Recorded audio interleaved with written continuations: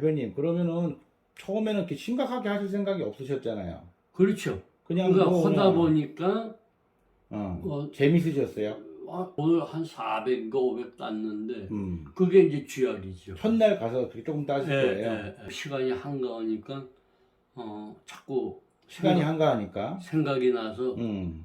그 한 번, 두 번 이렇게 가게 되다가 이제 상당한 금액을 잃게 되니까 병정들을 그 직원들이 소개를 해주더라고요. 저 이런 돈을 만회하려면은 배팅을 크게 하셔갖고 그때는 이미 중독인 상태이신 거죠. 내가 그때는. 지금 생각하면 이제 벌써 중독에 입문한 거죠. 그때는. 예. 왜냐하면 대표님은 어릴 때부터 자주선거 하셨죠. 명문대 나오셨죠. 그다음에 대기업 들어가시다가 자주선거로 뭐 제가 알기로는 직원이 10,000명도 넘게 있으신 적도 있었죠. IMF 때 뭐 인간시대도 나오셨죠. 성공시대, IMF 때 성공시대. MBC 성공시대도 네, 그것도 영상도 유튜브에 있는 것 같던데. 출연했습니다. 그렇게까지 하나도 거침없이 다 이성적으로 이렇게 다 이루어 오셨는데 실패 없이 이 도박만큼은 그게 이성적으로 나도 모르게 그렇게 되더라고요. 그래서 잃다 보니까 하여튼 전 재산 빌딩도 다 팔고 도박은 처음부터 손을 대지 말아야지. 일단 손을 대면 돈을 잃으면 빠져나오기가 굉장히 힘듭니다. 대표님도 크게 따신 적도 있으시죠? 하룻밤에. 그렇죠. 내가 하룻밤에 제일 많이 따는 게 18억도 따봤고 제일 많이 잃은 게 45억인가 잃었는데 그렇게 돈을 잃어도 어떤 생각이 드냐면은 과거에 돈을 따든 그 기억이 있어서 18억 땄던 그런 기억들. 그렇죠. 그러니까 내가 앞으로 몇 번 더 따면 이거를 소위 얘기하면 반가에 올 수 있겠다. 그렇죠. 한 3번 땄다면 3번, 예. 2번만 따도 어느 정도는 된다. 이제 그렇게 생각을 하는데 그게 따지지 않더라고. 시스템이 그렇게 돼 있지가 않다는 거죠. 그래서 저는 도박은 애시당초 즐기러 가는 것도 저는 반대입니다. 굉장히 위험한 거고. 그거를 빠져나오기가 굉장히 힘듭니다. 저 같은 경우는 이제 돈을 다 잃고 다 주위 사람들한테는 단돈 10원도 꾸질 않고 저희 이모님이 미국의 정신과 의사신데 나한테 그러시더라고요. 심리운동을 해라. 도박 추방 운동을 심리운동을 해라. 그러면은 네가 도박을 끊을 수 있겠다. 해서 심리운동을 하게 됐는데 제가 실제 해보니까 심리운동을 하게 되니까 다시 도박장에 가기가 쉽지가 않고 내 스스로도 집안에서도 가족들 앞에서 또다시 도박을 안 하게 되고 저 같은 경우는 어떻게 이걸 도박을 끊게 되냐면 그때 사행산업통합감독위원회에서 연세대학교에서 도박 예방 강사를 뭐 교육하는 과정이 있는데 거기에서 우선 당신이 도박을 끊어야 되지 않겠냐 해서 그 예방 교육을 받았습니다. 네. 그러면서 제가 그거 받으면서 엄청 울었습니다. 내가 이런 바보짓을 했구나 해가지고 깨우쳐갖고 도박을 딱 끊고 도박 중독 추방 심의운동을 아주 그냥 국회구보고 열심히 해서 현재의 도박 문제관리센터 이름이 바뀌었어요. 뭐 예방치유원 이렇게 바뀌었어요. 그것도 만드는데 제가 큰 일조를 했고 또 우리 이 선생 외에 네 분을 제가 직접 전문가 설득을 해서 교육할 수 있도록 도박을 끊게 하고 또 대학원도 가게 하고 이렇게 해가지고 지금 우리 이 선생 같이 훌륭한 동지도 얻겠습니다. 지금 대표님이 이거 외에도 하시는 게 너무 많은데 기억을 잘 못하실 거예요. 너무 많아서. 근데 제일 중요한 건 지금 알코올, 마약, 도박 세 가지 중독이 우리나라에 다른 게 도박만큼만 이 치유와 예방에 쓸 수 있는 예산을 지금 국가에서 확보가 돼 있는 상태거든요.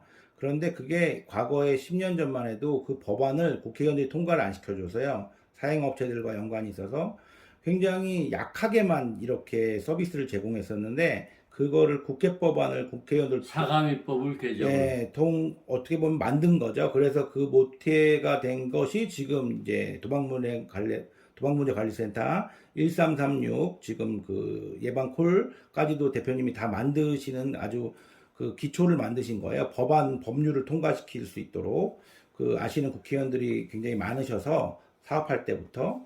근데 대표님 그 원래 이 얼굴을 노출하는 거에 대해서 다른 사람들은 되게 창피해하거나 좀 위축되는데 대표님은 아주 처음부터 얼굴을 딱 노출하고 신분을 다 노출하고 이 일을 시작하셨는데 그때는 조금 힘들지 않으셨어요? 이제 나는 왜 그렇게 생각하냐면은, 이 운동을 하려면 누군가가 앞장을 서야 되는데, 얼굴을 노출 안 시키고는 이걸 할 수가 없고, 또 내가 뭐 불법 도박장에 가서 돈을 잃은 것도 아니고, 합법 도박장에 가서 잃었는데, 뭐 내가 구태여, 얼굴을 숨기면서 뭐 그런 생각을 안 했습니다. 그러니까 어쨌든 그게 다른 사람한테는 더 설득력 있게 보여줬던 것 같고요. 대표님. 물론 우리 가족들은 안 나갔으면 하죠. 또 전재산 360억을 잃었다는 걸 뭘 자꾸 얘기하냐 창피하게. 근데 적나라하게 있는 대로 얘기를 안 하면은 설득력이 없기 때문에 제가 그렇게 말씀을 드리는 겁니다. 국회에서 그 국정감사 때도 여러 번 나가셔서 증언도 해주시고 그래서 그 강원랜드나 이 사가미에서 되게 곤란한 경우가 생긴 적도 여러 번 있었는데 그게 다 지금 반영돼 가지고 시스템이 많이 바뀌었습니다. 근데 이제 우리들은 그 서비스를 받고 있는 입장이지 누가 이렇게 해서 이렇게 알아서 나라에 해준 건 절대 아닙니다. 절대 그렇게 해줄 사람들은 아니고 계속 요구하는 그 역할을 하신 거죠. 그 명분을 가지고. 자, 그리고 이제 대표님 되게 힘드셨을 거 아니에요. 그거를 어떻게 보면 평생을 그 이룬 어떤 액수를 떠나서 명예도부터 이런 게 좀 느껴지셨을 텐데 다시 재기하고 이렇게 시민활동 하면서 대표님이 이제 많이 도와주신 것도 있고 그런데 요즘에는 이제 도박하는 세대가 되게 어려졌거든요. 거의 뭐 20대, 10대, 30대. 그런데 이제 그 인터넷이 발달을 네, 그래서 우리한테 빚들이 많이 이런 대출금 그런 게 있어서 그 절망을 많이 느껴요. 그렇다 보니 다시 마음 먹고 그 나이 때면은 할 수 있는데 아주 심리적으로 너무 밑바닥으로 떨어져서 신세 한탄만 하고 이렇게 나오려고 못하는 분들이 있거든요. 내 자신도 전 재산을 잃고 자살도 한번 시도를 해봤습니다. 근데 이제 우리 아들이 신고를 해가지고 미수에 이제 저거 됐는데 저는 젊은 사람들이 도박 중독 현재에 빠진 친구들은 난 이랬으면 좋겠어요. 부모님한테 솔직하게 모든 거를 말씀을 드리고 부모님하고 상의해서 부모님과 같이 도박 중독에서 벗어나야지 혼자 힘으로 안 됩니다. 제 같은 경우는 우리 집사람이 모든 걸 내가 얘기를 했고 우리 집사람이 모든 거를 받아들여서 비난하거나 뭐 여태까지 비난한 적이 전혀 없습니다. 없으셨고. 뭐 내가 최근에 와서 내 나이가 76인데 가끔 당신은 인생에서 가장 큰 실수를 딱 한 번 했는데 그렇게 큰 실수한 사람 아마 이 세상에 없을 거예요. 한 번 했는데 그게 뭐 요 정도로만 얘기를 하지 비난을 아직까지도 안 했습니다. 나는 그래서 우리 젊은 친구들이 부모님들한테 모든 거를 이론도 속이지 말고 말씀을 드려서 도박 빚이 있으면은 그거를 불법적으로 빚을 받은 거는 법으로도 구제가 되는 걸로 알고 있습니다. 네. 그다음에 합법적으로 그 빚도 얼마든지 요즘에 제도가 많이 발달돼 있어서 나눠서 갚을 수 있습니다. 빚도 어른들하고 상의해가지고 네. 우선 그거를 정리를 해야지 여러분들이 또다시 도박판에 안 들어갈 수가 있는 거지. 근데 그걸 그만 도박으로 갚으려고요. 그게 정리가 안 되면은 잃은 돈을 반가이 하려고 도박을 자꾸만 하죠. 자꾸 불법 네. 도박장도 마다하지 않는데 저는 우리 정부가 잘못하는 게 뭐라고 생각하냐면 강원랜드 같은 합법 도박장을 만들어 갖고 그렇죠. 국민들을 도박 가르쳐요. 도박을 가리켜서 그게 학교가 됐습니다. 도박 그렇죠. 그러고 나서 도박을 조금 알게 되면은 불법 도박장에 가면은 강원랜드보다 접근도 용이하고 그렇죠. 베팅도 더 크게 할 수 또 있고. 이 뭡니까 환경도 강원랜드는 딱딱한데 거기는 굉장히 뭐 대우가 좋다고 그러더라고요. 핸드폰으로도 할 수 있고요. 예.